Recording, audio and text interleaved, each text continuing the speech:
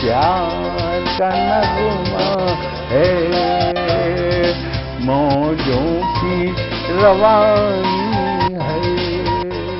आए ऋतुराज तो बिसार सब काज, कोई मीठी मीठी धुन गुनगुनाने लगी धरती। हंसा के जलवत जीवन को चेतन चाटा बदल गया। क्या बात है दादा। सर, बिटिया रानी ड्राइवर के साथ भाग गई। भाग गई? जी, भाग गई। अरे कोई बात नहीं, उसे तो बचपन से भागने का शौक है। सतमोला खाओ, कुछ भी पचाओ।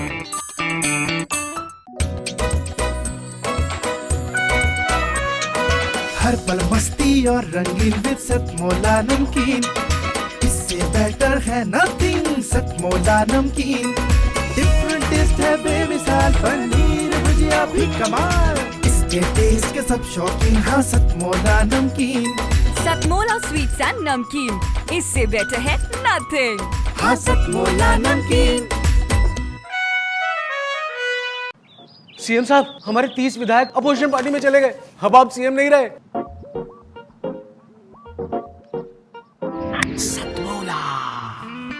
तो अब नया सीएम कौन बन रहा है? Tell me. सतमोला खाओ, कुछ भी पचाओ। जितना जी में आए खाओ, बस खाते ही खाते जाओ। डरने की क्या बात है जब सतमोला साथ है। टेस्ट है इसका सबसे निराला, हर दिल पर जादू कर डाला। स्वाद स्वाद में जमकर खाया, सतमोला ने खूब बचाया। खाने से गलता है क्या? सतमोला। नमस्कार, सतमोला कवियों की चौपाल में आप सभी दर्शकों का मैं अभिनंदन करता हूं। सतमोला कवियों की चौपाल के लिए आज दुखद विषय है कि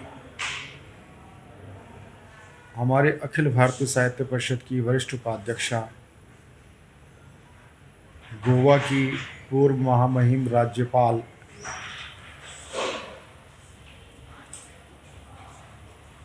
श्रीमती मृदुला सिन्हा जी का स्वर्गवास हो गया।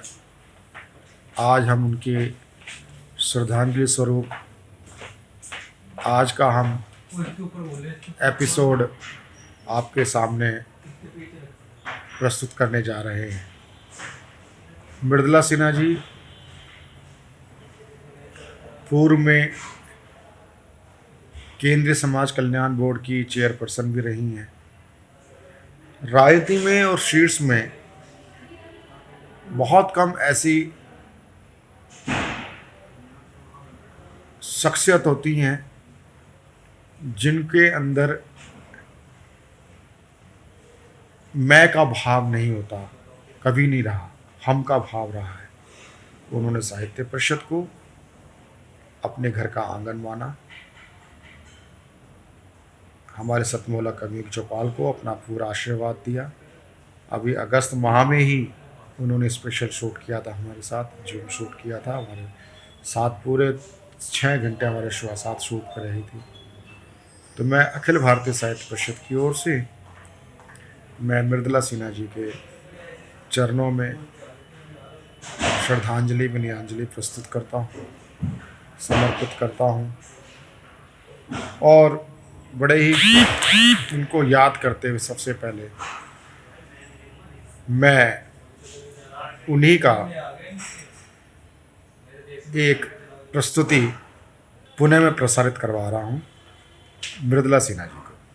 प्रिय राकेश गुप्ता जी, अनिल मित्तल जी और सतमोला कवियों की चौपाल के आयोजक,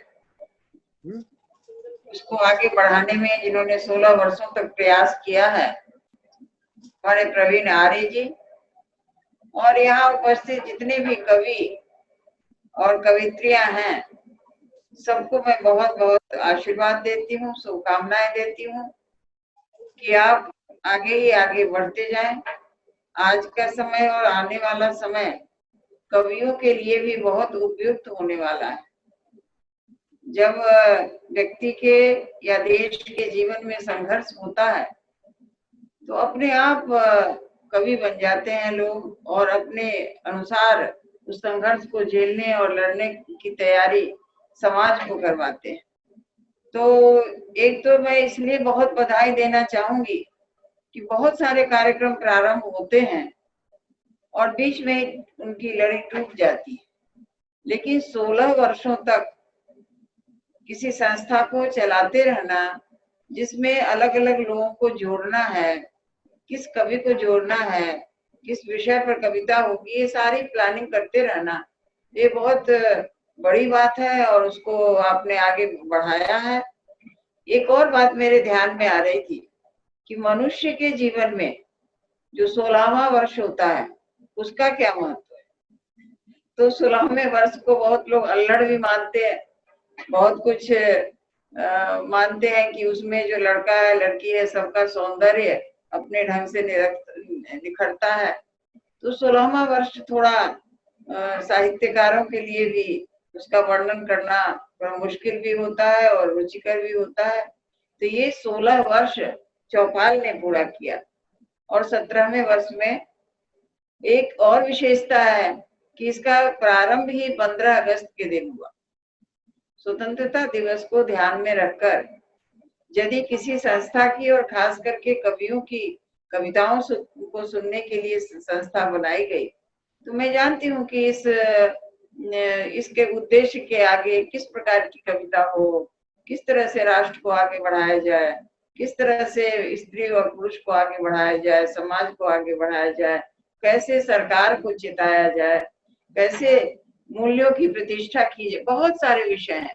यदि 15 अगस्त को हम याद करते हैं और 15 अगस्त आते आते सड़कों पर केवल वो तिरंगा झंडा छोटे बड़े नहीं दिखते सबों के हाथ में गाड़ी में लगे हुए, बल्कि हमारा मन भी बाग बाग होता रहता है। हम सभी स्वतंत्रता सेनानियों को स्मरण करते रहते हैं और उसको फिर से सब आदमी संकल्प लेता है मन ही मन जो जानता है और अपने काम के बल पर भी कि आगे आने वाले समय में भी हम अपनी स्वतंत्रता की रक्षा करेंगे।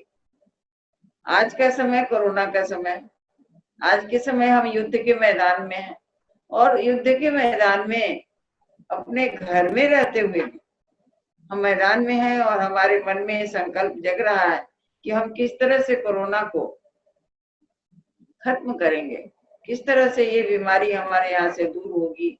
और मुझे तो ऐसा लग रहा है कि इस काल में भारतीय जीवन पद्धति में जो व्यवहार होते रहे थे पहले से, आज भी गांव में कहीं कहीं वो व्यवहार होते हैं। हम लोगों ने छोड़ दिया कि हम सब सोचते हैं बहुत पढ़े लिखे हैं। उन्हीं व्यवहारों के आधार पर जीवन में पुनः उन्हीं व्यवहारों को हम ढाल रहे हैं जिससे हमें कोरोना से हम लड़ सके। तो एक पहल हुई है पुनः भारतीयता की ओर जाने की, और ये भी अंदाजा लगाया जा सकता है कि जैसे जैसे परिवर्तन हो रहा है, कोरोना काल के समाप्त होने के बाद हमारे जीवन में क्या, हमारी दृष्टि में क्या परिवर्तन आएगा। मैं जानती हूँ कि कवि लोगों ने अपनी कविता में इन बातों को भी ढाला होगा और ऐसी संभावना है। तो इस पर बहुत लंबा नहीं बोलते हुए मैं केवल आशीर्वाद देना चाहूंगी और ये कहना चाहूंगी कि कवि का दायित्व होता है समाज को आगे ले जाना।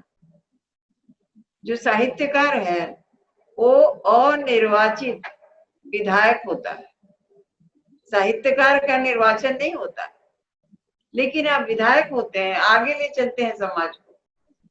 निराशावादी नहीं, आशावादी सकारात्मक सोच को आगे बढ़ाते हैं, जिससे और एक समूह की बात करते हैं जब कि किस तरह से हमारे अंदर सामूहिकता बढ़े। हम एक होकर चलेंगे तो बहुत सी लड़ाइयाँ, कोरोना क्या है, बहुत सी लड़ाइयाँ हम लड़ते रहेंगे, जीतते रहेंगे। स्वतंत्रता की लड़ाई जीती हमने। तो इसलिए जो कविता में जो वैविध्य होनी चाहिए उसका लक्ष्य केवल और केवल समाज और राष्ट्र का विकास होना चाहिए, मानव का विकास होना चाहिए। और मैं जानती हूँ कि आप लोग इसी प्रकार की कविता लिखते हैं और सुनाते हैं। तो इस प्रकार की कविताओं में विविधता भी ज्यादा हो, और आने वाले समय में जब हम पुनः भारतीयता की ओर जाने की बात कर रहे हैं और हो रहा है, तो हम किन सूत्रों को लेकर फिर जीवन हमारा आगे बढ़े, इस प्रकार की कविता भी आगे आप जरूर सृजन करेंगे, लिखेंगे। इसलिए आप सबकी लेखनी को मैं हलराती हूँ, दुलराती हूँ, आपकी लेखनी को मैं आशीर्वाद देती हूँ, और उसके माध्यम से आपके प्रति में हमारा आशीर्वाद पहुंचता है। राकेश गुप्ता जी से मैं बहुत पुराने समय से परिचित हूँ, और वो अच्छे कार्य अपने टीवी चैनल पर भी किस तरह से बढ़िया अच्छे काम हो, भारतीयता को उभारने की बात हो, वो बहुत सारे कार्यक्रम पहले मुझे भी बुलाते थे, मैं भी जाती थी। तो इसलिए भी उनको भी बहुत बहुत आशीर्वाद और शुभकामनाएं देती हूँ। जैसा मुझे प्रवीण आर्य जी ने कहा कि ये कवि अपनी रचनाएं सुनाएंगी, तो रचनाएं सुनाने का नहीं, हाँ एक रचना कोई जरूर सुनाना चाहूंगी। मैं कविता बहुत कम मैंने लिखा है, लेकिन इसी तरह से आप कवियों के सामने तो सुनाना मेरे लिए बहुत मुश्किल हो जाता है। मेरी कविता, मैं उपन्यासकार हूँ।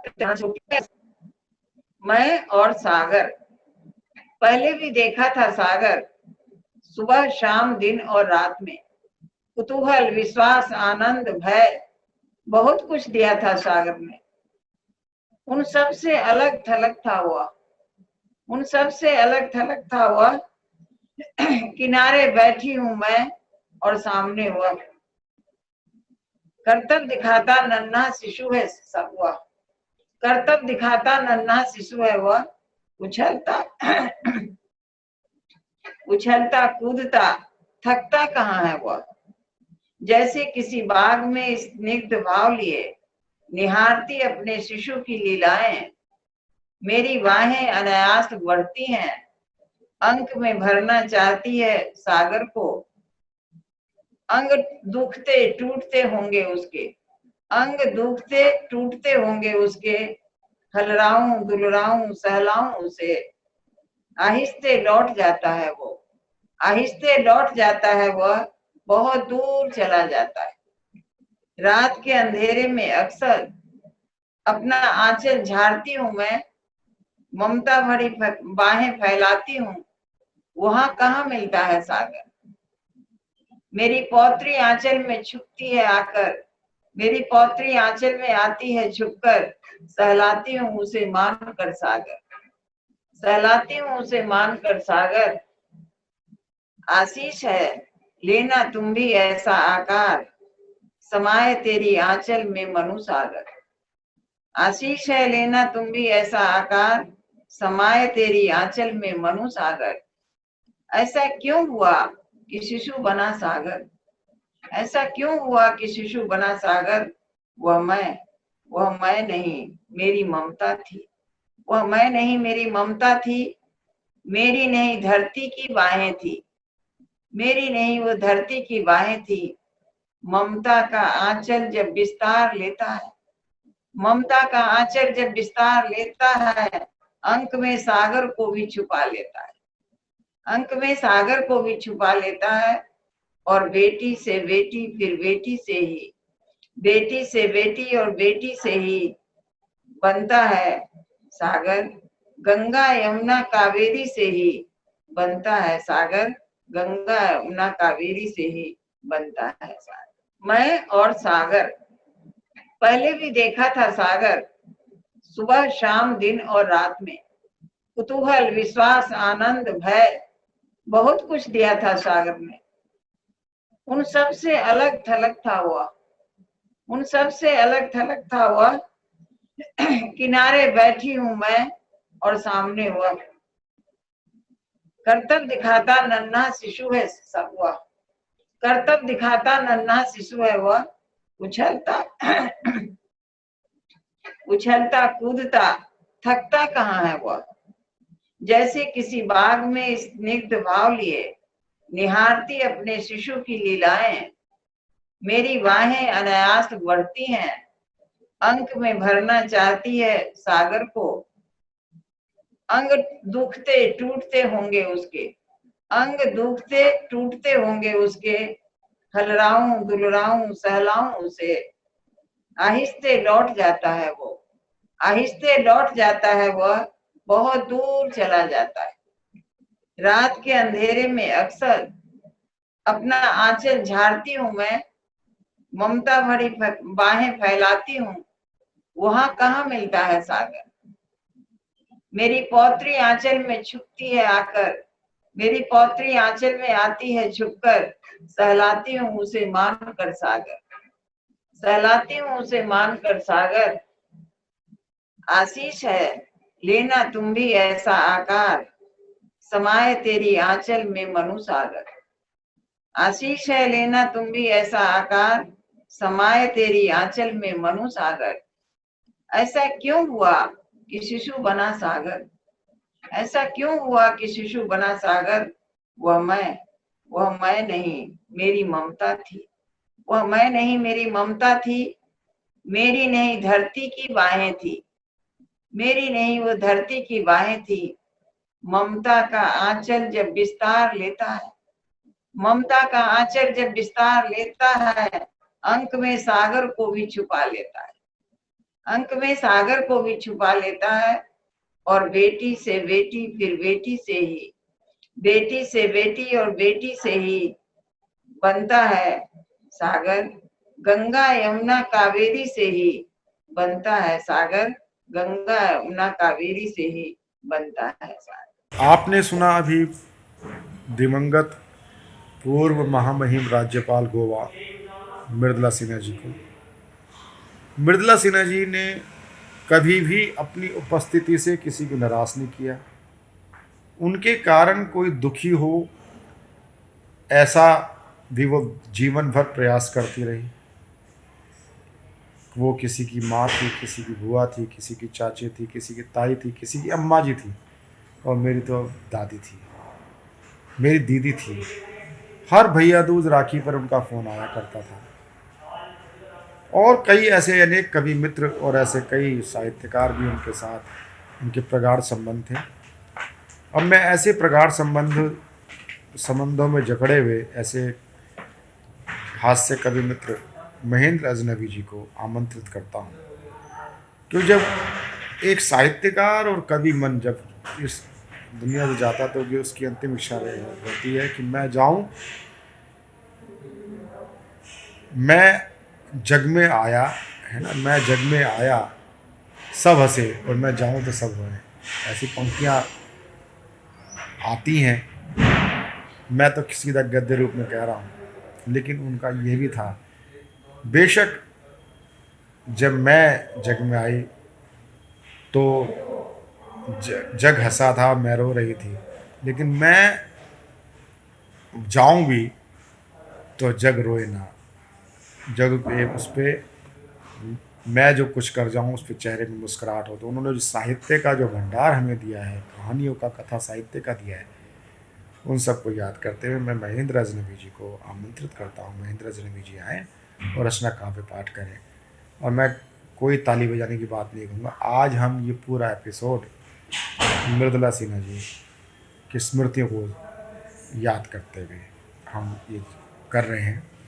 महेंद्र अजनबी जी, जिस तरह की ज़िंदगी हम लोग जी रहे हैं, जिस तरह से आदमी आज मशीन की तरह से होता गया है, उसको लेकर मैंने एक व्यंग कविता लिखी है, मशीन और आदमी। एक दिन मैं बाजार जाकर हुआ बहुत हैरान, क्योंकि वहाँ खुल गई थी एक विचित्र सी दुकान। दुकान पर एक बोर्ड लगा था जिस पर लिखा था, आइए आइए हमारी दुकान में आइए, आदमियों के एक से बढ़कर एक कल पुर्जे ले जाइए। आइए आइए हमारी दुकान में आइए, आदमियों के एक से बढ़कर एक कल पुर्जे ले जाइए। हमारे यहाँ आदमियों की सर्विसिंग, डेंटिंग, पेंटिंग और मरम्मत का काम तसल्ली बख्श तरीके से किया जाता है और अच्छों का दिमाग भी दुरुस्त किया जाता है। मैं दुकान के भीतर पहुंचा तो शहर के कई नामी गिरामी देखा कि कई नामी गिरामी नेता अपनी अपनी खोपड़ियां ठीक करवा रहे थे। कुछ के तो कार्बन मोनोऑक्साइड का स्तर बढ़ गया था, इसलिए प्रदूषण जांच भी करवा रहे थे। वहीं एक शोकेस में कुछ रेडीमेड खोपड़ियां रखी थी, सभी पर रेट लिस्ट लगी थी। लिखा था पत्रकार बुद्धिजीवी की खोपड़ी 500 रुपये, साथ में कवि की खोपड़ी फ्री। पत्रकार बुद्धिजीवी की खोपड़ी 500 रुपये, साथ में कवि की खोपड़ी फ्री। इंजीनियर डॉक्टर की खोपड़ी 5,000 रुपये, IAS खोपड़ी 10,000 रुपये और नेताजी की खोपड़ी 5 लाख रुपए। मैंने कहा क्या नेताजी की खोपड़ी इतनी महंगी होती है? वह बोला हाँ, क्योंकि ये अनयूज्ड होती है। मैंने कहा क्या नेताजी की खोपड़ी सबसे महंगी होती है? बोले हाँ, क्योंकि ये अनयूज्ड होती है, और अगर कहीं यूज्ड होती है तो मिसयूज्ड होती है। मैंने कहा पर यार ये नेताजी की खोपड़ी तो बड़ी डरी डरी है। दुकानदार बोला देखते नहीं हो, इसके आगे चुनाव आयुक्त की खोपड़ी रखी। आप तो ये खोपड़ी ले जाओ, इसे लगवाने से कर्जा मांगने की हिम्मत आती है, आदमी का स्वाभिमान नहीं गिरता है। हमारा वित्त मंत्री इसी ब्रांड की खोपड़ी लगवाए पूरी दुनिया में फिरता है। एक मैकेनिक ने जब एक छोटे से बच्चे के कंधे पर नट बोल्ट लगाए तो हम चकराए। मैकेनिक बोला भाई साहब इन कंधों के स्पेयर्स को बड़े बड़े शहरों के छोटे छोटे बच्चे लगवाते हैं, और ये इतने मजबूत होते हैं कि 50 किलो तक का बस्ता आसानी से उठा के ले जाते हैं। और ये इतने मजबूत होते हैं कि 50 किलो तक का बस्ता आसानी से उठा के ले जाते हैं। और दोस्तों वहीं पड़ा था एक पेट जो कमर से चिपका था बड़ा अजीब सा। मैकेनिक ने बताया ये पेट है एक गरीब का, यह आज के ऊर्जा संकट में ईंधन की काफ़ी बचत करता है, सिर्फ 2 रोटी के सहारे चलता है। सिर्फ 2 रोटी के सहारे चलता है। इसकी एवरेज भी अच्छी है, 2 रोटी में 100 किलोमीटर। सर्दी गर्मी बरसात का इस पर कोई असर नहीं हो पाता है, और चाहे बैटरी कितनी भी डाउन हो भाई साहब, ये हाफ किक में ही स्टार्ट हो जाता है। और कभी कभी तो रोटी ना मिलने, और इन पंक्तियों पर आपका ध्यान चाहता हूँ, कभी कभी तो रोटी ना मिलने पर और भी चमत्कार दिखाता है, यह बेचारा फाके के सहारे चल जाता है। और हमारे यहाँ के नेता तो और भी गजब ढा रहे हैं। पिछले 70 साल से इस गरीब के पेट को सिर्फ आश्वासनों के सहारे चला रहे हैं। अंत में वह दुकानदार मुझे एक अलमारी के पास लाया। अलमारी में रखी थी कुछ छोटी छोटी शीशियाँ जिन पर चिपकी थी छोटी छोटी चिप्पियाँ। दुकानदार बोला देखिए इस शीशी में ईमानदारी है, ये एक कोने में पड़ी सिसक रही है, इस शीशी में बेईमानी है, यह रोज़ाना धड़ल्ले से बिक रही है, और जिसका ख़त्म हो चुका जुनून है, इस भक्ति में वो ठंडा पड़ चुका खून है। इस शीशी में आंसू हैं जो आजकल आँखों में रहते नहीं हैं। हो जाए कितना भी बड़ा हादसा, आँखों से अब ये बहते नहीं हैं। देशभक्ति, संवेदनाओं और भावनाओं का ग्राहक तो न जाने कहाँ खो गया है। और दोस्तों प्यार मोहब्बत भाईचारा शीशियों में रखे रखे ये एक्सपायर। और दोस्तों प्यार मोहब्बत भाईचारा शीशियों में रखे रखे ये एक्सपायर हो गया। क्या करूं? जो भी ग्राहक आता है रिश्वतखोरी ले जाता है, चोर बाजारी ले जाता है, भ्रष्टाचार ले जाता है, गद्दारी ले जाता है। इन शीशियों पर ब्लैक चल रहा है, बहुत बुरा हाल है, बाज़ार में इनका अकाल है। मैं तो चाहता हूँ मेरे पास एक ऐसा ग्राहक आए जो भावनाएं ले जाए, संवेदनाएं ले जाए, प्यार मोहब्बत भाईचारा ले जाए, जितना भी पड़ा है सारे का सारा ले जाए, लेकिन अपने आप को आदमी बनाए, अपने आप को आदमी। महेंद्र अजनबी जी के बाद अब मैं जिनको आमंत्रित करना चाहता हूँ वो हैं देश ही नहीं अंतर्राष्ट्रीय ख्याति प्राप्त कवित्री डॉक्टर रुचि चतुर्वेदी। डॉक्टर रुचि चतुर्वेदी ब्रज माधुरी हैं, और जैसे मृदुला सिन्हा जी भोजपुरी मैथिली के धारा प्रवाह अपनी रचनाओं से, कविता से हमें बांधती हैं, इसी प्रकार ब्रज भाषा से बांधने वाली एकमात्र कवित्री हैं जिनका नाम होता है डॉक्टर रुचि चतुर्वेदी। आइए डॉक्टर रुचि चतुर्वेदी जी, आप स्वागत है। आप मृदुला सिन्हा जी की इस मधुर स्मृतियों को के साथ अपना पाठक प्रस्तुत करें। रुचि चतुर्वेदी। और भगवान श्री राम तो कड़कड़ में व्याप्त हैं, भगवान श्री राम तो घट घट वासी हैं, भगवान श्री राम तो तृण तृण में हैं और हमारे रोम रोम में रमे हैं। तब भगवान श्री राम के चरणों में समर्पित करती हूँ अपनी पंक्तियां कि प्रभु आप अपने धाम विराजे हैं तो आप कल्याण करिए इस जग का। राम अवध में, राम अवध में सरयू के तट चित्रकूट में राम, राम अवध में, राम अवध में सरयू के तट चित्रकूट में राम, राम विराजो मंदिर में अब अवधपुरी के धाम। बोलो राम, बोलो राम, बोलो राम, राम राम, जपो राम, जपो राम, जपो राम, राम राम। कण कण में है राम, राम है घट घट वासी, कण कण में है राम, राम है घट घट वासी। राम तुम्हारे दर्शन को सच्ची अभिलाषी, अधरों पर है, अधरों पर है राम नाम हृदय गुण गाए। दासों को है यही आस तब दर्शन पाए। राम तुम्हीं से, राम तुम्हीं से, राम तुम्हीं से, राम तुम्हीं से, भोर तुम्हीं से है जीवन की शाम। राम तुम्हीं से, भोर तुम्हीं से है जीवन की शाम। राम विराजो मंदिर में अब होता नव निर्माण। बोलो राम, बोलो राम, बोलो राम, राम राम, जपो राम, जपो राम, जपो राम, राम राम, जपो राम, जपो राम, जपो राम, राम राम। प्रभु श्री राम सबका कल्याण करें और इस कठिन काल को जल्द से जल्द समाप्त करते हुए वही सुख की भोर, वही सुख का सावन फिर से सभी के ऊपर बरसाएं, यही कामना। बहुत आभार पुनः प्रवीण भैया आपका भी और पूरे सतमौला कवियों की चौपाल परिवार का आभार। और चूंकि अब आपका निवेदन है तो एक गीत में एक सैनिक की पत्नी का वो भाव आप तक पहुंचाना चाहती हूँ और उससे पूर्व कुछ पंक्तियां माँ भारती के चरणों में समर्पित करती हूँ और फिर मैं उस सैनिक की पत्नी के भाव आप तक पहुंचाऊंगी अपने गीत के माध्यम से। माँ भारती के चरणों में पंक्तियां समर्पित करती हूँ कि सिद्धि से ही संकल्प होगा और संकल्प से सिद्धि तक पहुंचना है तो माँ भारती के चरणों में सतत नमन करते रहिए। माँ भारती के आशीर्वाद से निश्चित रूप से हमारा देश विश्व गुरु था, है और सदा रहेगा। समर्पित करती हूँ।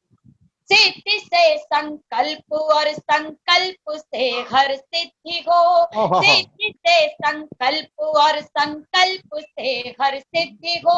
इस ध्येय को मिलकर चलो हम सिद्ध कर दिखलाएंगे। स्वप्न नव भारत का है ये, स्वप्न नव भारत का है ये, स्वप्न लेकर हम चले। स्वप्न नव भारत का है ये, स्वप्न लेकर हम चले। विश्व में अपना तिरंगा हम सतत फहराएंगे। जय बोलो जय जय भारती, जय बोलो जय जय भारती, जय बोलो जय जय भारती, जय बोलो जय जय भारती, जय बोलो जय जय भारती, जय बोलो जय जय भारती। माँ भारती के चरणों में कोटि कोटि वंदन, कोटि कोटि नमन। और आइए मैं प्रणाम करती हूँ सैनिकों को जिनके सीमाओं पर रहने के कारण हम सुरक्षित रहते हैं, हमारी लेखनी चलती है, कुछ गीत लिखते हैं, आप तक पहुंचा पाते हैं। उतनी ही प्रणम्य है उनकी पत्नी जो घर पर रहकर सारी जिम्मेदारी का निर्वहन करती हैं। तब एक सैनिक की पत्नी के भाव आप तक पहुंचाती हूँ और अपना गीत समर्पित करती हूँ। सुने। एक सैनिक की पत्नी प्रतीक्षा में है और क्या कहती है।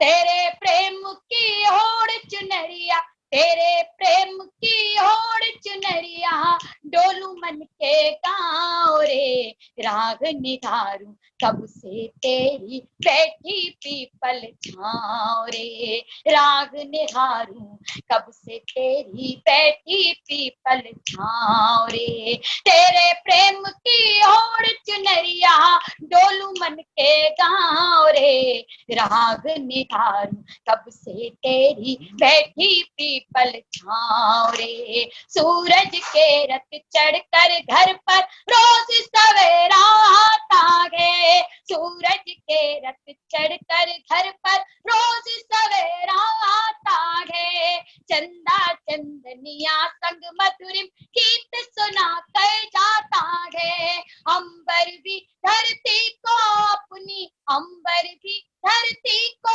अपनी प्रीत के गीत सुनाता है। आंसू सावन हो जाते ये, आंसू सावन हो जाते ये, व्याकुल मन अकुलाता है। कागा मेरी बैठ अटारी, कागा मेरी बैठ अटारी, बोले काँव काँव रे, राग निहारूं कब से तेरी बैठी पीपल छाँव रे, राग निहारूं कब से तेरी बैठी पीपल छाँव रे। करवा चौथ का वो त्योहार भी बहुत नजदीक है, लेकिन उन सैनिकों की पत्नी को घर पर अकेले रहकर वो त्योहार भी, वो व्रत भी रखना पड़ता है। तब कहती हूँ, ये मन प्यासा तन मन प्यासा और गगरिया प्यासी है, तन मन प्यासा तन मन प्यासा, ये तन प्यासा और गगरिया प्यासी है।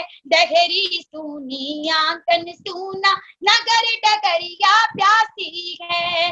सजाए करवे तो घुरी सजनी, सजाए करवे तो घुरी सजनी, आज व्रती उपवासी है। मावस जैसी ही काली, मावस जैसी ही काली, मेरी तो पूरन मासी है। नैन दरस को प्यासे आजा, नैन दरस को प्यासे आजा, वही पुरानी ठाव रे, राग निहारूं कब से तेरी बैठी पीपल छाँव रे, राग निहारूं कब से तेरी बैठी पीपल छाँव रे। लेकिन इस गीत की अंतिम पंक्तियों में वो देशभक्त पत्नी अपने क्या भाव समर्पित करती है, आप तक पहुंचाती हूँ और प्रणाम करती हूँ, उन चरणों में समर्पित करती हूँ वो भाव।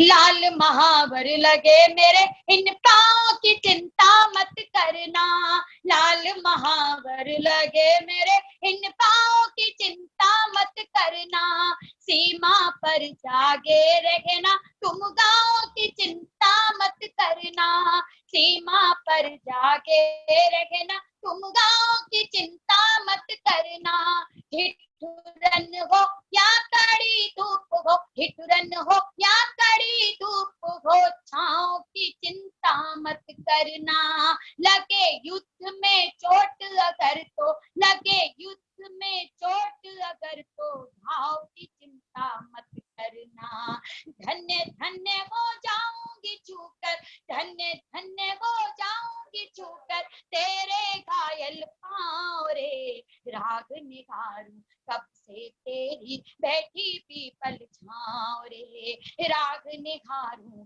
कब से तेरी बैठी पीपल छाँव रे।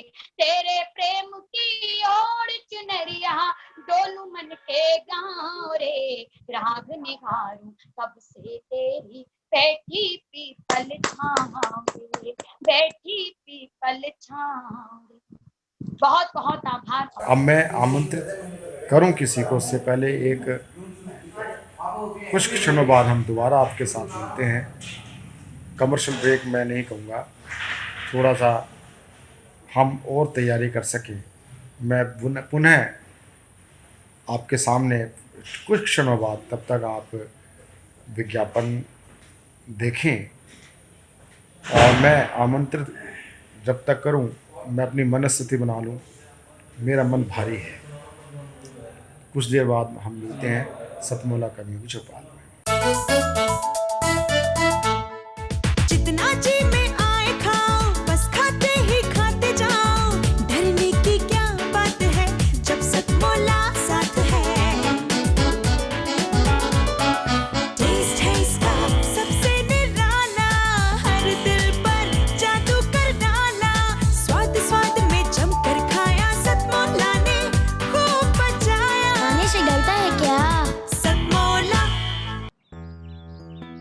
सर, बिटिया रानी ड्राइवर के साथ भाग गई। भाग गई? जी, भाग गई। अरे कोई बात नहीं, उसे तो बचपन से भागने का शौक है। सतमोला खाओ, कुछ भी पचाओ।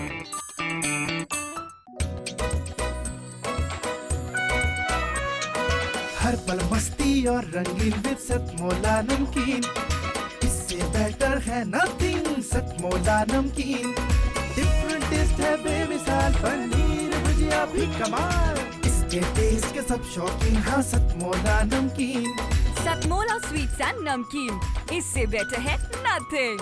हाँ सतमोला नमकीन। सीएम साहब, हमारे 30 विधायक अपोजिशन पार्टी में चले गए। अब आप सीएम नहीं रहे।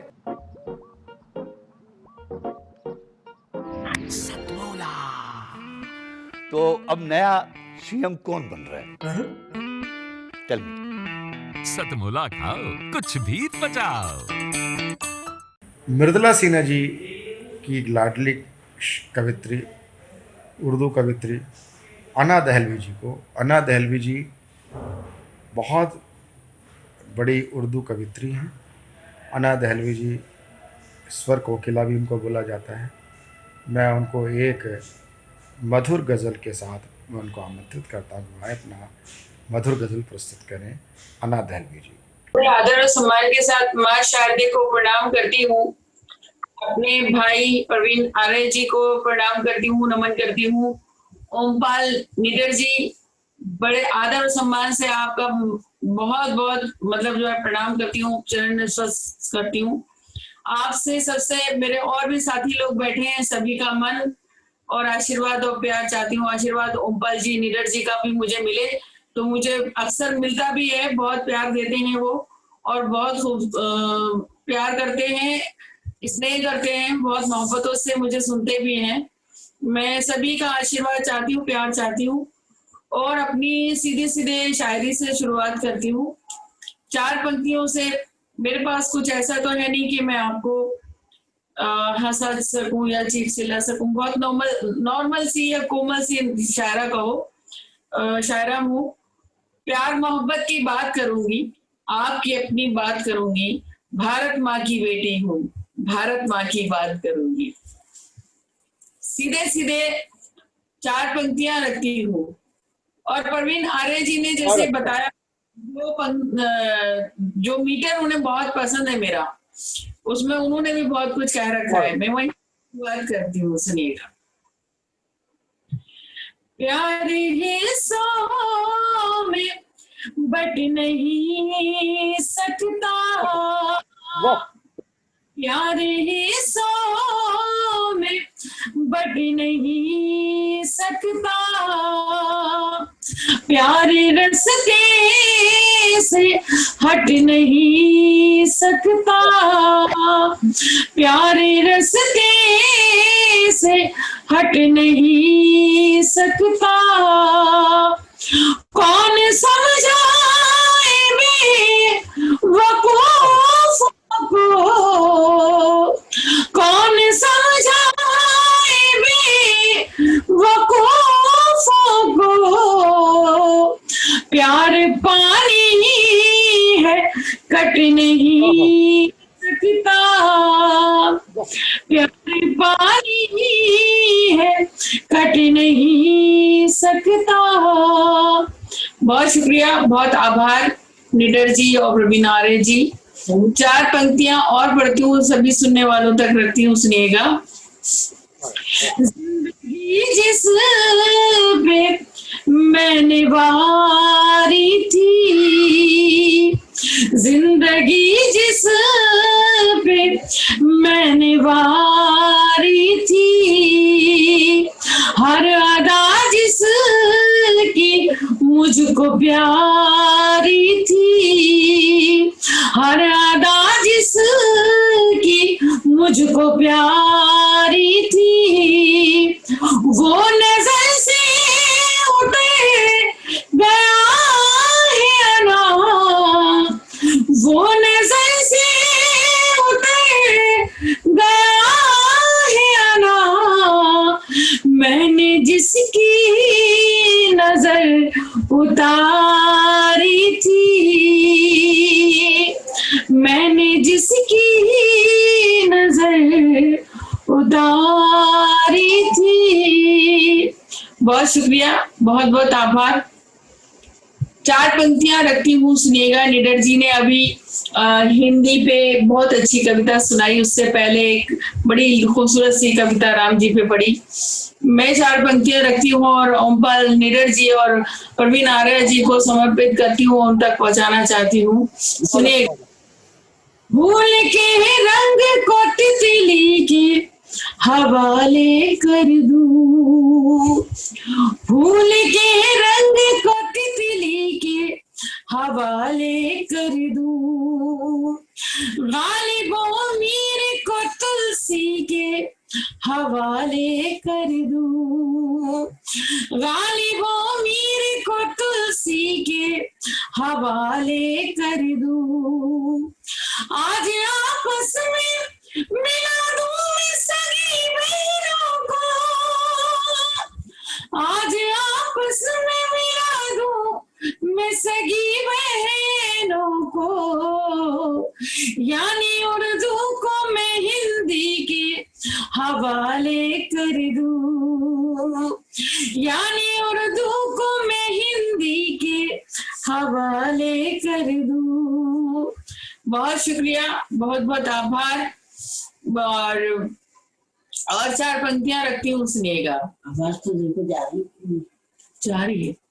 बेवफाई के हर एक दाग को धो जाऊंगी, बेवफाई के हर एक दाग को धो जाऊंगी, और वफादारी का आईना मैं हो जाऊंगी, और वफादारी का आईना मैं हो जाऊंगी।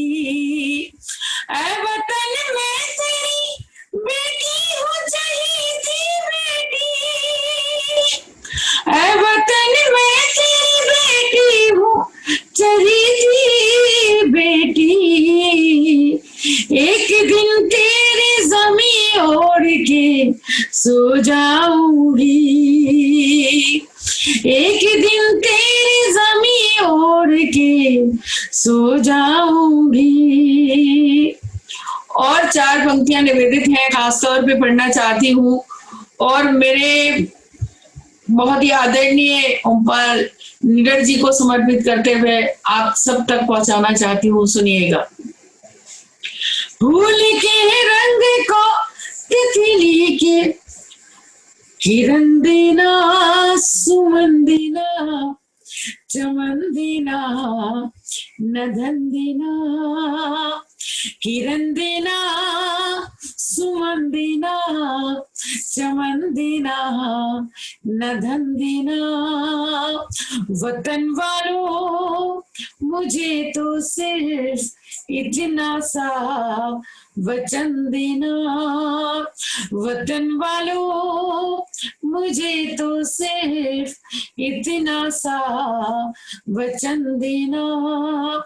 अनादे में मेरे कोई तमन्ना है तो इतनी है, अनादे में मेरे कोई तमन्ना है तो इतनी है, अगर मर जाऊं तो मुझको तिरंगे का कफन देना, अगर मर जाऊं तो मुझको तिरंगे का कफन देना। बहुत शुक्रिया, बहुत आशीर्वाद और स्नेह दिया, बहुत प्यार दिया। और मैं इन दिनों लॉकडाउन में काफी मैंने तैयारी की है, एक किताब की इतनी शायरी कर ली कि एक किताब तैयारी कर ली है, किताब भी छपने वाली है, 6ठी किताब आने वाली है मेरी। उसी में से बधाई बधाई आपको, बधाई बधाई बधाई। धन्यवाद। बड़ी खूबसूरत किताब आ रही है मेरी। 5 किताबें माशाल्लाह बहुत अच्छी आई थी, मगर उससे कहीं ज्यादा अनोखी किताब होगी ये इस बार जो आ रही है, और ये हिंदी उर्दू में आ रही है, दोनों लैंग्वेज में। मैं उसी में से गजल सुनाती हूँ, क्योंकि ये खूबसूरत सी महफिल है, सभी अच्छे लोग बैठे हैं, सभी को सुनाती हूँ, सुनिएगा। गजल का मतलब सुनिएगा। इस कश मकश में हमने तेरे साथ दिन बिताए, इसी कश मकश में हमने, वाह दीदी वाह वाह, इसी कश मकश में हमने तेरे साथ दिन बिताए, अरे वाह, तेरे साथ दिन बिताए, कभी हंस के रो दिए हैं, कभी हंस के रो दिए हैं, कभी रो के वो सुराए, कभी हंस, बहुत शुक्रिया, बहुत आभार, कभी हंस के रो दिए हैं। अपने सभी साथियों से भी चाहती हूँ कि वो मुझे आशीर्वाद दें, प्यार दें, और उन तक अगर मेरा शेर पहुंच रहा हो तो मोहब्बतें चाहिए मुझे, सुनिएगा। मुझे प्यार करने वाले मुझे देखने भी आ जा, मुझे प्यार करने वाले मुझे प्यार करने वाले मुझे देखने भी आ जा, मुझे देखने भी आ जा, ये चिराग जलते जलते, ये चिराग जलते जलते किसी रोज बुझ न जाए, ये चिराग जलते जलते किसी रोज बुझ न जाए, इसी कश मकश में हमने। और ये शेर भी सुनिएगा। मैं अकेली रहते रहते किसी रोज मर न जाऊं, मैं अकेली रहते रहते, मैं अकेले रहते रहते किसी रोज मर न जाऊं, किसी रोज मर न जाऊं, जिन्हें दिल से चाहती थी, जिन्हें दिल से चाहती थी, वही हो गए पराए, जिन्हें दिल से चाहती थी। बहुत अच्छा लग रहा है ओमपाल निडर जी, आदरणीय, आप मुझे बहुत प्यार से सुन रहे हैं, मुझे बहुत अच्छा लग रहा है। बाकी सभी साथियों का भी साथ चाहती हूँ, सुनिएगा।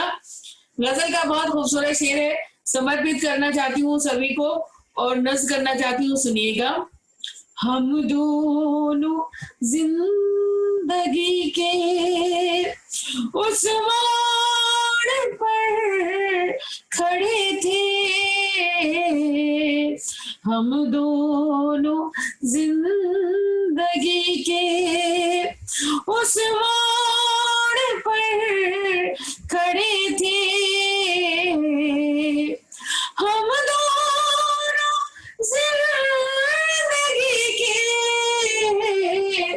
उस मोड़ पर खड़े थे, मैं उन्हें न देख पाई, मैं उन्हें न देख पाई, वो मुझे न देख पाए, मैं उन्हें न देख पाई, वो मुझे न देख पाए, इसी कश्मकश में हमने। जो लोग शायरी समझते हैं वो ये जानते हैं कि गजल में मक्ता होता है, मक्ता जो होता है उसमें नाम आता है। मक्ता भी सुनिएगा और सभी का साथ चाहते हुए सुनिएगा।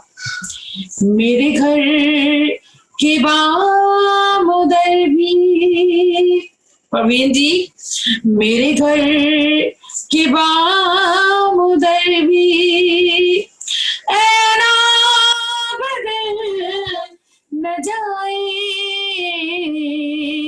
मेरे घर के बाम उधर भी, मेरे घर के बाम उधर भी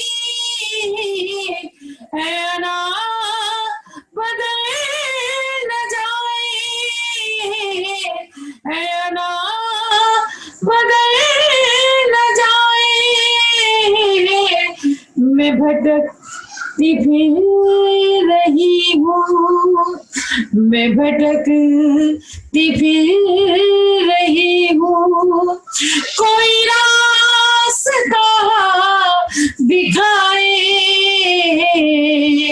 मैं भटकती फिर रही हूँ, कोई रास्ता दिखाए, इसी कश्मकश में हमने तेरे साथ दिन बिताए, इसी कश्मकश में हमने कभी हंस के रो दिए हैं, कभी रो के मुँह सुराए, इसी कश्मकश में हमने। बहुत बहुत आभार। ये पूरा जो आज कार्यक्रम है मृदुला सिन्हा जी की स्मृतियों को समर्पित है। मृदुला सिन्हा जी के बाद अब मैं आमंत्रित करता हूँ एक और उर्दू कवि अरुण साहिब आबादी जी को। अरुण साहिब आबादी जी श्रेष्ठ कवियों में जिनका नाम होता है, मैं उनको आमंत्रित करता हूँ। अरुण साहिब आबादी जी आए, अपना रचना पाठ करें। हज़रात ग्रामी, मेरा नाम अरुण कुमार शर्मा है और मेरा तखल्लुस अरुण साहिब आबादी है। हिंदी के मुमताज़ शायर पद्मश्री गोपाल दास नीरज जी, वो मेरी शायरी के उस्ताद हैं। आज मैं एक गीत पेश करूँगा, उससे पहले कुछ कतात मुलाहजा करें आप जो है। कुछ अरसा भाई को दे और कुछ अरसे तक खुद पहना कर, कुछ अरसा भाई को दे और कुछ अरसे तक खुद पहना कर, बंटवारा भी करना हो तो तू जेवर को मत तोड़ा कर। कुछ अरसा भाई को दे और कुछ अरसे तक खुद पहना कर, बंटवारा भी करना हो तो तू जेवर को मत तोड़ा कर।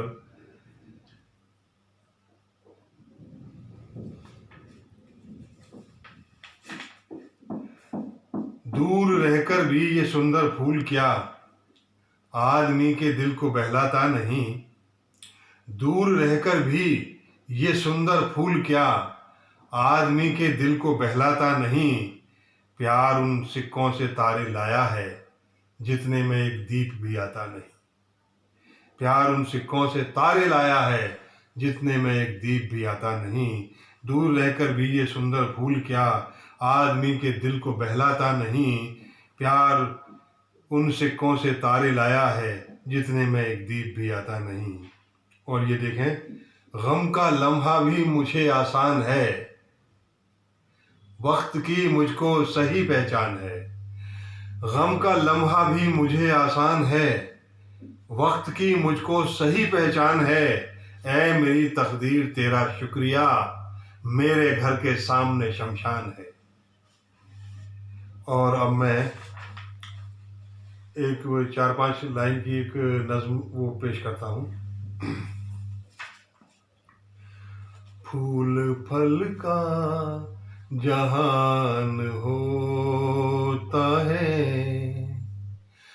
पंछियों का मकान होता है, राहगीरों की जान होता है, खुश्क धरती की शान होता है, और चूल्हे जलाता है कट कर पेड़ कितना महान होता है, पेड़ कितना महान होता है। और ये मैं एक लड़की की ज़िंदगी पर नज़्म पढ़ रहा हूँ। इसमें लड़की की ज़िंदगी के दर्द को अल्फाज में पिरोने की कोशिश है, मुलाहिज़ा कीजिएगा। मोम से बनी लड़की धूप से भी गलती है,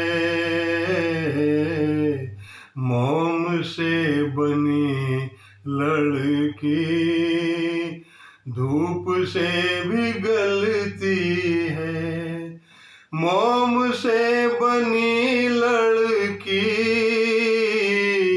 धूप से भी गलती है, फिर भी तेज आतिश में रोज मीलों चलती है, फिर भी तेज आतिश में रोज मीलों चलती है।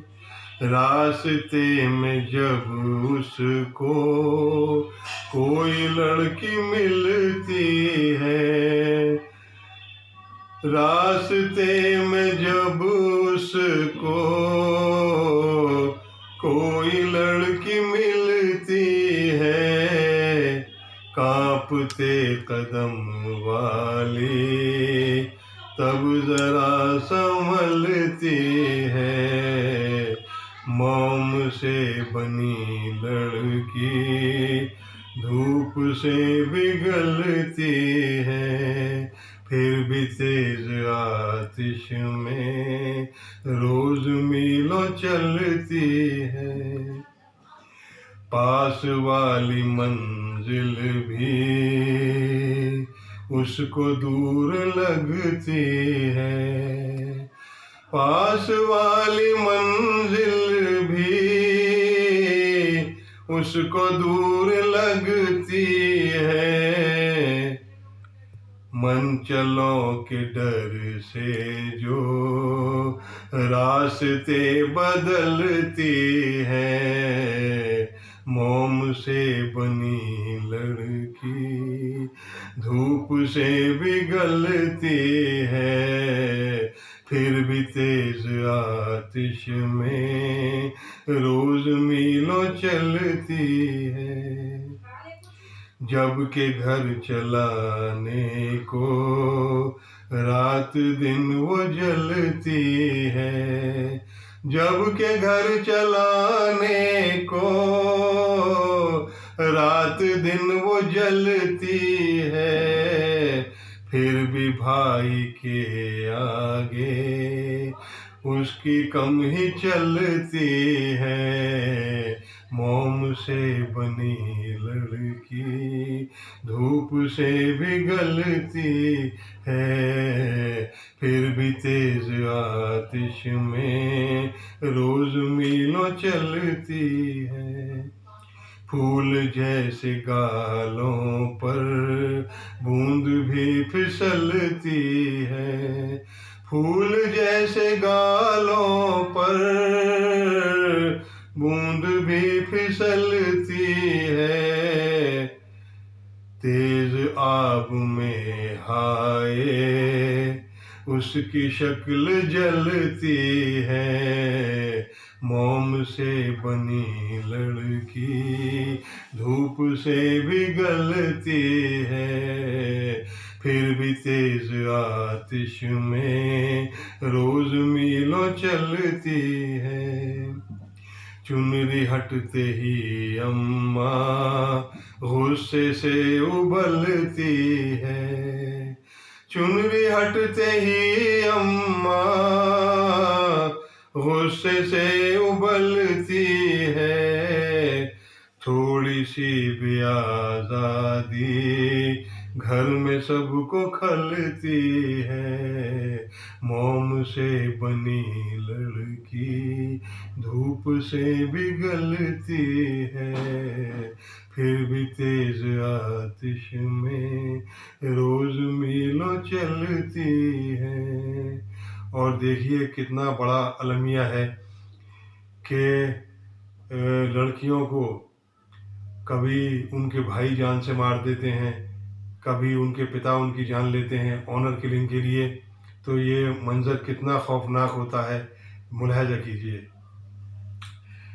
कितनी सख्त मुश्किल से उसकी जान निकलती है, कितनी सख्त मुश्किल से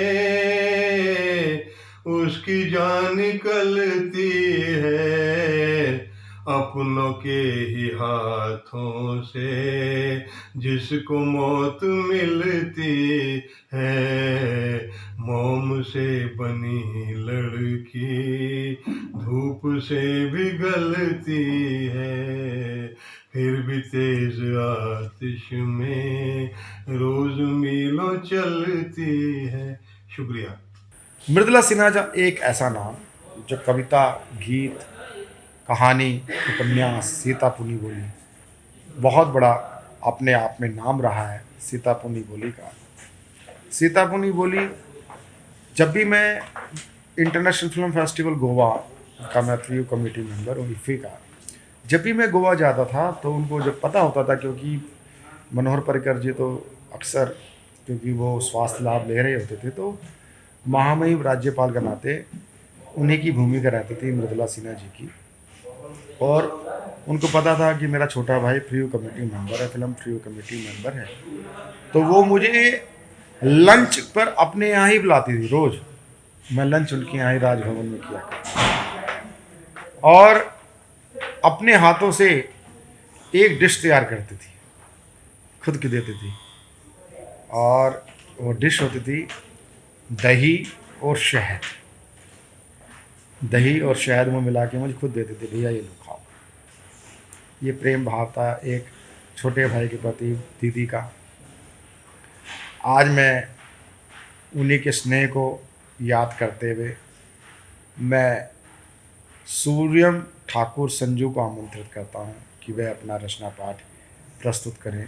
संजय सूर्यम ठाकुर। मुझको ज्ञात नहीं है कि कैसे तुम्हें बुलाया जाए, तुम रूठे हो प्रियवर मेरे, कैसे तुम्हें मनाया जाए, इतना मुझको ज्ञात नहीं है कि कैसे तुम्हें बुलाया जाए।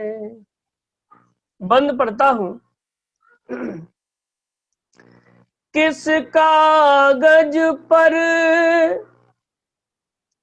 कौन लेखनी, किस कागज पर कौन लेखनी, कैसे शब्द चयन कर लूं मैं, किस कागज पर कौन लेखनी, कैसे शब्द चयन कर लूं मैं, किस अक्षर पर तुम रहते हो, किस अक्षर पर तुम रहते हो, उसको चूम चूम धर लूं मैं। बिन पाए हैं प्रियवर मेरे, कब तक साथ निभाया जाए। इतना मुझको ज्ञात नहीं है कि कैसे तुम्हें बुलाया जाए। एक बंद और पढ़ता हूं इसका।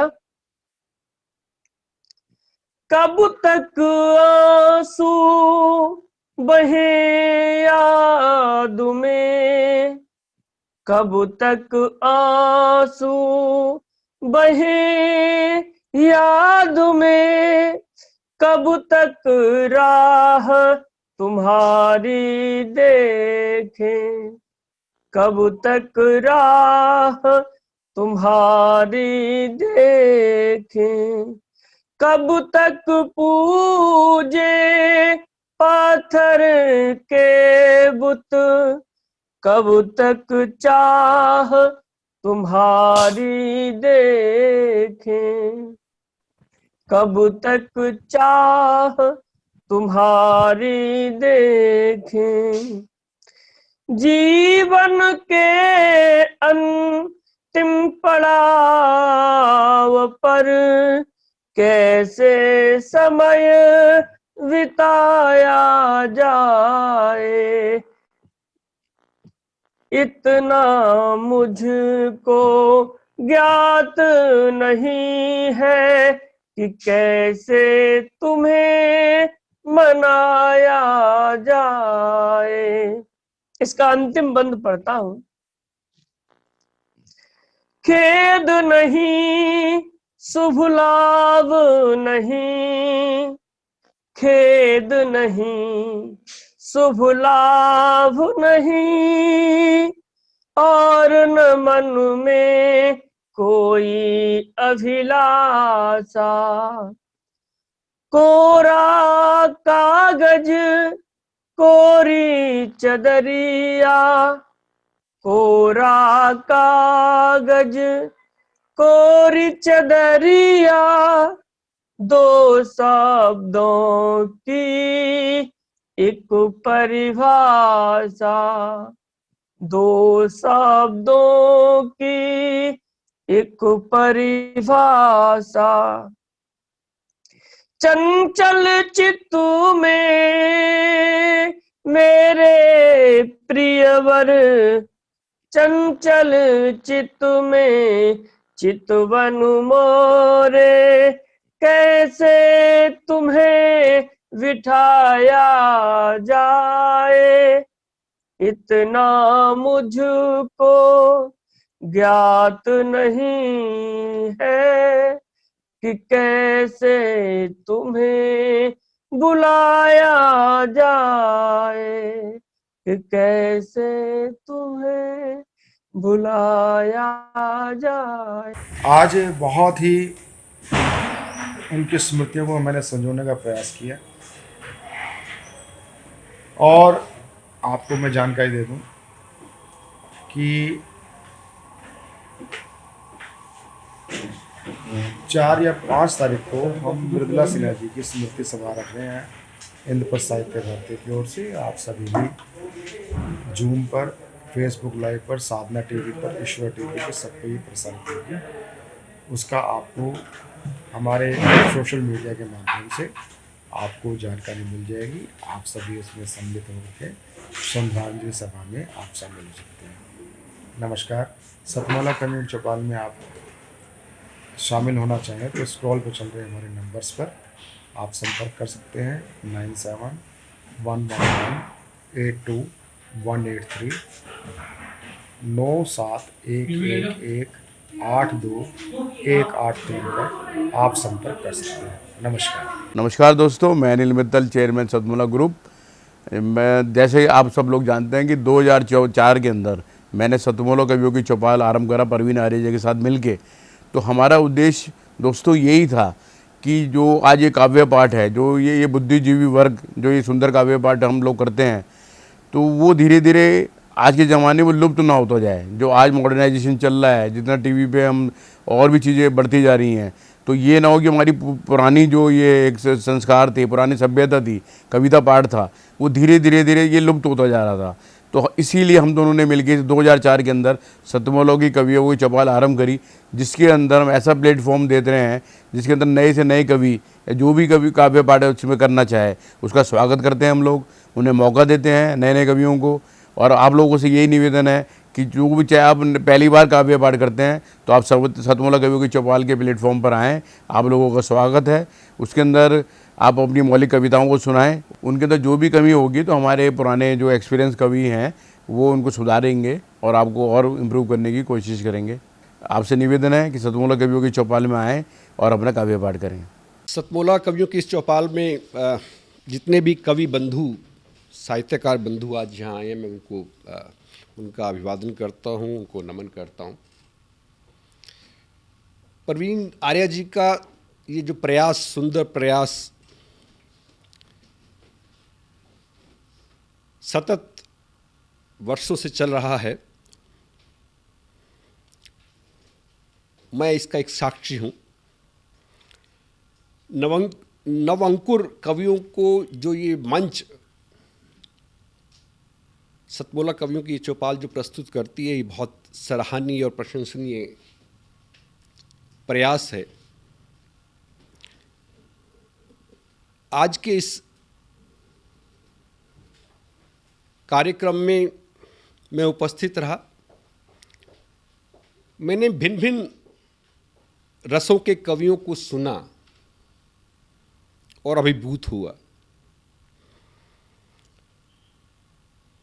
वीर रस के कवि थे, हास्य रस के कवि थे, श्रृंगार रस के कवि थे, और ये सब रस मिलकर जो है नवरस जो उत्पन्न करते हैं हमारे जीवन में, इनका बहुत महत्व है हमारे जीवन के बीच में। परंतु मैं आज एक बात जितने भी कवि यहाँ उपस्थित हैं उनके लिए बड़े आदरपूर्वक आदर से मैं कहना चाहता हूँ कि आप को ये मंच मिला है, आप नवअंकुर कवि हैं, परंतु आप हमेशा नवअंकुर कवि न रहें और अपने प्रयासों को इतना उद्दात करें कि एक दिन आप भी जो हैं देश भर में अपना नाम बनाएं, आपकी कविता श्रेष्ठतम कविता हो, ऐसा मेरा आपसे आग्रह है, ऐसा मेरा आपसे निवेदन है।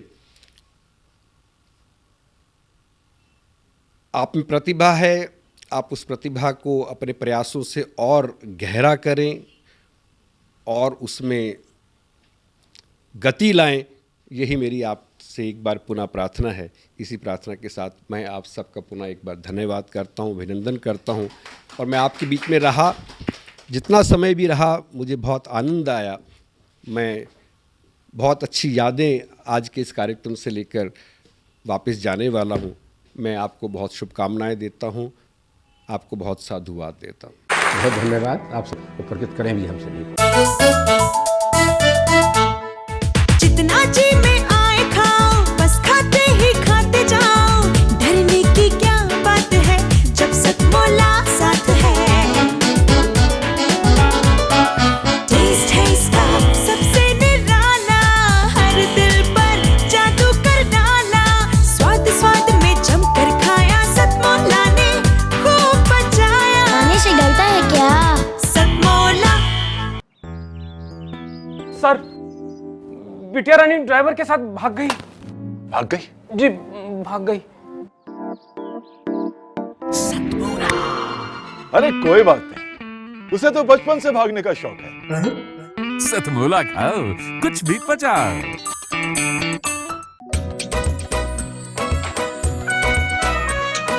हर पल मस्ती और रंगीन विद सतमोला नमकीन, इससे बेटर है नथिंग। सतमोला नमकीन डिफरेंट टेस्ट है बेमिसाल, पनीर भुजिया भी कमाल, इसके टेस्ट के सब शौकीन। हाँ सतमोला नमकीन, सतमोला स्वीट्स एंड नमकीन, इससे बेटर है नथिंग। हाँ सतमोला नमकीन। सीएम साहब, हमारे 30 विधायक अपोजिशन पार्टी में चले गए। अब आप सीएम नहीं रहे।